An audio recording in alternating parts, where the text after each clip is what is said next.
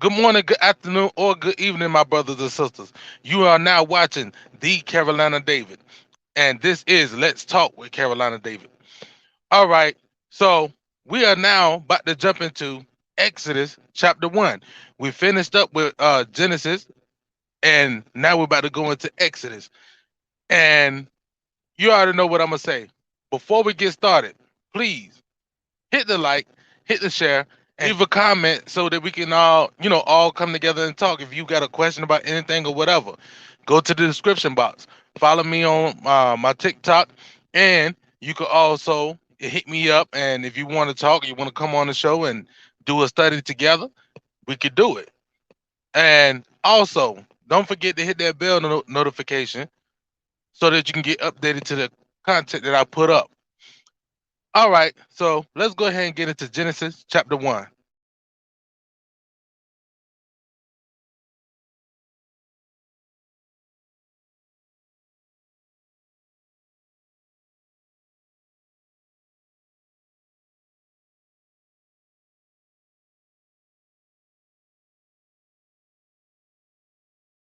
Okay, this is Genesis chapter 1, starting at the first verse.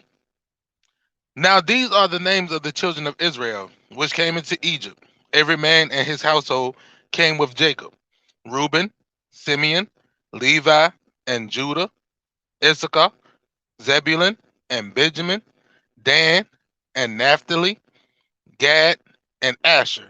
And all the souls that came out of the loins of Jacob were 70 souls, for Joseph was in Egypt already.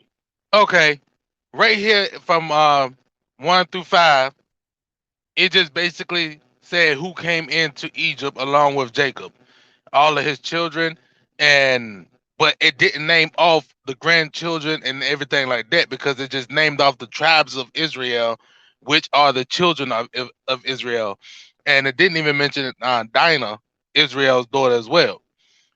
So it just basically mentioned off the 12 tribes of Israel, and it said that Joseph was already there.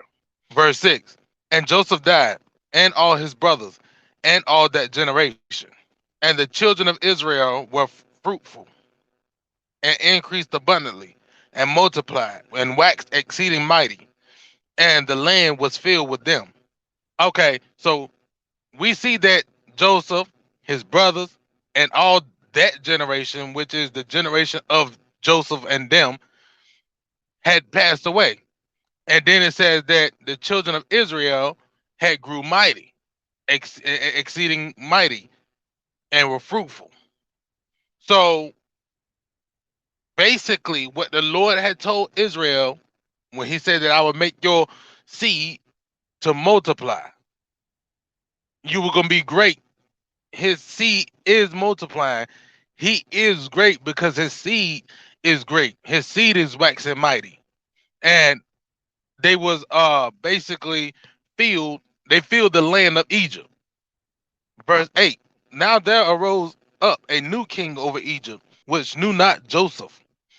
And he said unto his people, Behold, the people of the children of Israel are more and mightier than we. Come on, let us deal wisely with them, unless they multiply. And it come to pass that when there falls out any war, they join also unto our enemies and fight against us, and so get them up out of the land. Now, don't this remind you basically of what we got going on in America, like back in the day? Like it's still going on now, where you still got some of the uh quote unquote Caucasian and white brothers that be saying, "Go back to Africa, go back to your land and stuff."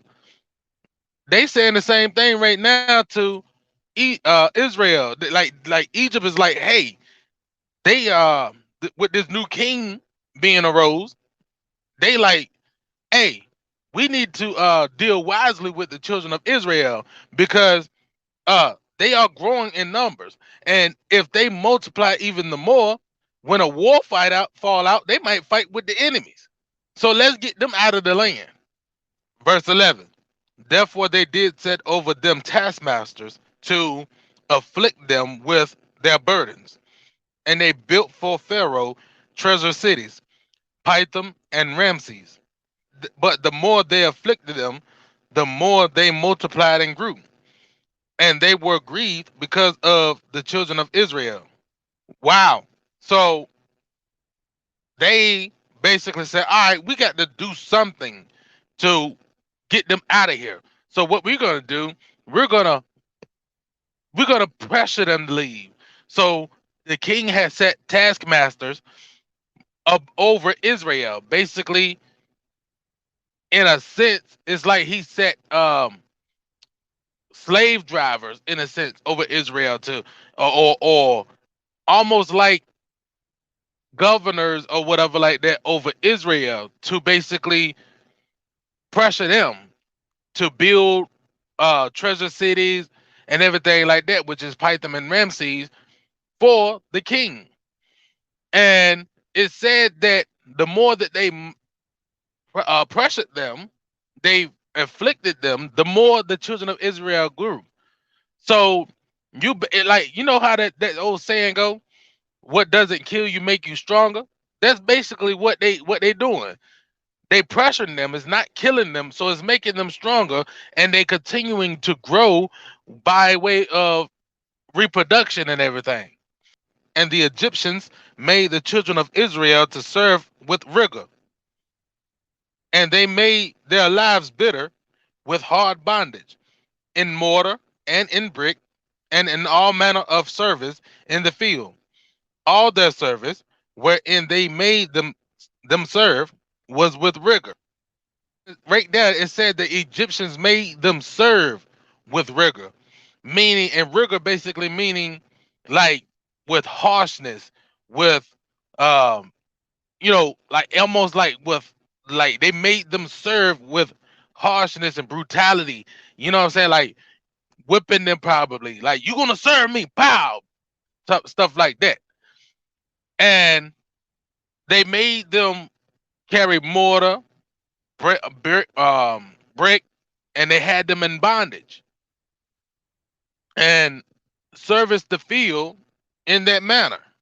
So, in a sense, the same way of slavery that we went through, the children of Israel went through. Verse 15. And the king of Egypt spake to the Hebrew midwives, of which the name of the one was Zephra, and the name of the other Hua. And he said, when you do the office of a midwife to the Hebrew women, and see them upon the stools, if it be a son, then you shall kill him. But if it be a daughter, then she shall live. Wow. So Egypt, the king of Egypt, is like, we got to do something. We got to do something to stop them from growing. We got to do something to stop the reproduction. So he called to the Hebrew midwives, which basically were like the Hebrew delivery doctors, the baby delivery doctors, and told them, like, hey, when you're doing your duty as a Hebrew midwife, when you see them upon the stool, basically delivering, if you see a boy, kill him. If it's a girl, let them live. In a sense, that lets you know right there that men, boys, go through it even from the beginning because they know that if you can get boys to die or you can weaken them, they can rule over you. It's the same way today. You look at the world today, every boy that does not have a father in their life that can train up their children to be men, but they got just mothers, no offense to mothers, it weakens them to where now they can't, the boys don't grow to be as a man. They be more um in a weakened state because they be more emotional. They be more um I'm trying to keep it to where I don't want to hurt nobody's feelings, but I just want to speak the truth as well. It's the same thing. That's the reason why government assistance and all that stuff, like when it came about, once men was being ran out of the house, because you look at government assistance, they said that, oh, in order for you to get this government assistance, though, women, you can't have no man in your house. So the women basically ran the man out the house back in the day, where marriage went from close to 90% black in black household families to now is down to, I think it's like 20 or 16. It's low, because you run the man out the house, they can run over you. But and that's the reason why you look at it too. Why you got so many? It's like it's always a war between man and woman. Anything you can do, I can do better. That song type stuff towards men. Where men is like, we need you, we love you, we want you. If we could come back together and have that order again, where the man is the head of the household. Whenever he bring a boy child in, he bring him up in the manner of strength and power. They'd be afraid of that. So in a sense, the people today, the government is like the Egyptians to us. Not just black people, all people, all men and women in this world, no matter your color or your or your religion.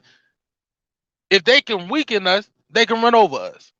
So right here, that's what basically the Egyptians were trying to do to the people of Israel, the Israelites. They was trying to weaken them to where they can be like, we can run over you. But let's see what the sisters are going to do. But the midwives feared God, and did not as the king of Egypt commanded them, but saved the men children alive. You see, that right there let us know that if you have fear of the Most High God, which basically means respect to the Most High God, if you have fear for the Most High God, you would disobey the ruler that's set above you when they tell you to do stupid things. So that's why we, as men and women today, we need to come back to God and follow God. And whatever the government try to tell you to do, that would basically conflict and go against God, deny it. Just like the sisters did. Verse 18. And the king of Egypt called for the midwives and said unto them, why have you done this thing, and have saved the men children alive? And the maidservant said unto Pharaoh, because the Hebrew women are not as the Egyptian women, for they are lively, and are delivered the midwives come in unto them. So basically, when Egypt, the king of Egypt, called unto the midwives, like, hey, why do you do this thing? Why did you disobey me? Why did you continue to bring the men children alive? Why are you saving them? And the Hebrew women were like, look, the reason why, because the Hebrew women are not like the Egyptian women. If you try to deal wrong with them, they're gonna bust you up. They're not gonna play that game. And if the midwives come in and do this thing, deliver unto them, we're gonna be messed up. Verse 20.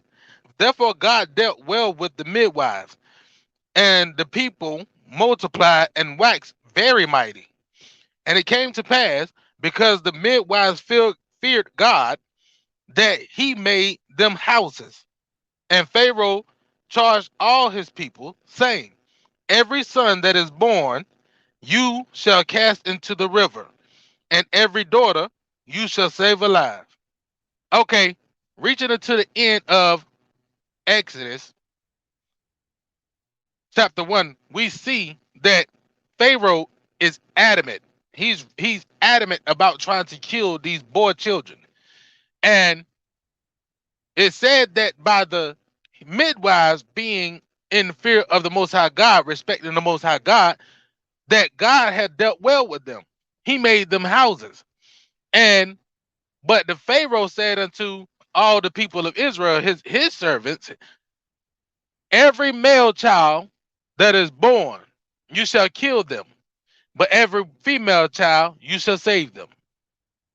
Now, Pharaoh was doing that to basically to try to uh, eliminate them growing more and more. But the enemy was actually trying to stop Moses for coming about. Because when Moses come onto the scene, the children of Israel would be delivered. And Egypt didn't he was basically trying to play it to where they could stop growing, but also to stop Moses from coming. But anyway, that is the end of Exodus chapter 1. We're going to go into Exodus chapter 2 at a later date. So I'm gonna say good morning, good evening, good afternoon, whenever you may be watching. I love you all, and I pray that you have a blessed and peaceful night rest, or have a blessed and peaceful day. Peace. It is now the time, why the doubt? We need to repent before we hit